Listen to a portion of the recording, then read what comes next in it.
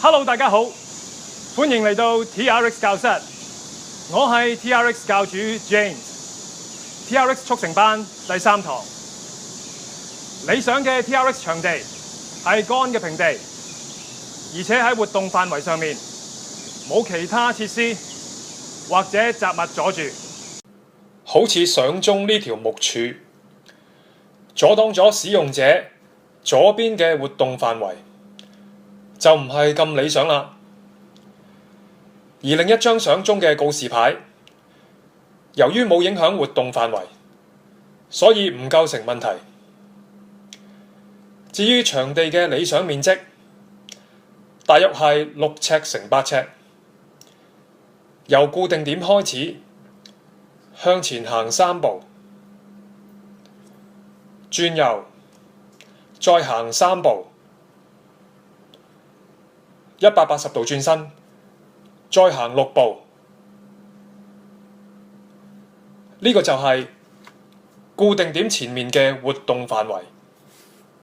為咗預留足夠空間俾所有 TRX 嘅動作，如果場地情況許可，固定點後面應該預留至少約等於前面一半面積嘅活動範圍。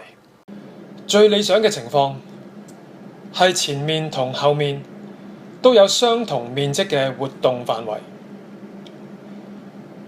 咁樣喺轉換動作或者調校動作難度嘅時候，就會更有效率、更慳時間。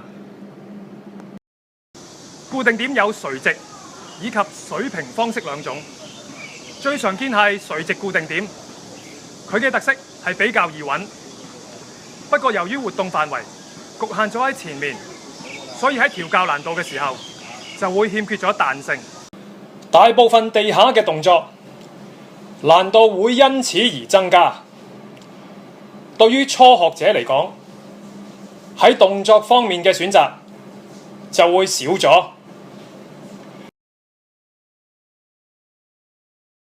而同時另一方面，大部分站立嘅動作難度會因此而減少。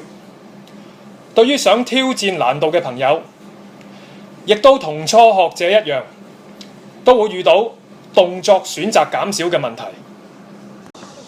水平方式喺各方面嘅彈性都較大，而且可以做到更多動作。如果有得揀，我會用水平方式。無論邊種方式嘅固定點，喺高度方面都至少有7尺高，而固定點越高，動作嘅不穩定性就越大。建議初學者使用較低嘅固定點。水平固定點主要係半空懸掛嘅支架，最常見係戶外健身設施，例如引體上升架、馬騮架等等。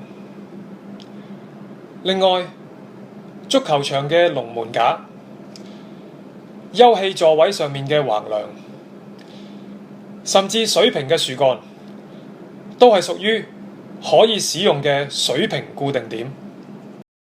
垂直固定點主要係垂直豎立嘅支柱，最常見嘅地方就係球場同運動場，例如籃球架、鐵絲網支架、粗身嘅燈柱、高嘅圍欄等等。另外，仲有粗身嘅樹、有框嘅門，都係屬於可以使用嘅垂直固定點。為免做 TRX 嘅時候整親小朋友，所有兒童遊樂設施就盡量避免。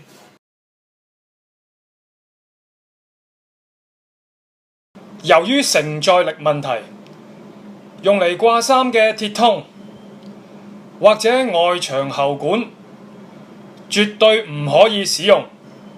另外，考慮到自己以及他人嘅安全，街邊嘅設施，例如燈柱、路牌、巴士站、窗框、窗花、狗臂架等等，全部都唔建議使用。若果想擁有屬於自己嘅專用固定點，建議購買 TRX X 型固定點，安裝喺天花或者牆上面。